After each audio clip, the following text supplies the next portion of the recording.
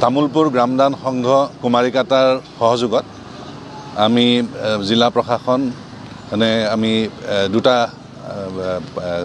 বিক্ৰী কেন্দ্ৰ আমি কৰিছোঁ। এটা হ'ল মোবাইল আৰু এটা হ'ল ইয়াতে আমাৰ তামুলপুৰ হায়াৰ ছেকেণ্ডেৰীৰ সন্মুখত। আমাৰ উদ্দেশ্য হ'ল যাতে আমাৰ হস্তনিৰ্মিত এই পতাকাসমূহ আমি সকলো ফালেই তামুলপুৰত আমি এভেইলেবল কৰিব পাৰোঁ আৰু বিশেষকৈ এই পতাকাৰ বিক্ৰী কেন্দ্ৰই আমাৰ নৱপ্ৰজন্মক নিশ্চয় আমাৰ পতাকাৰ প্ৰতি যি সন্মান যি শ্ৰদ্ধা থাকিব লাগে এই ক্ষেত্ৰতো এক বিশেষ ভূমিকা পালন কৰিব।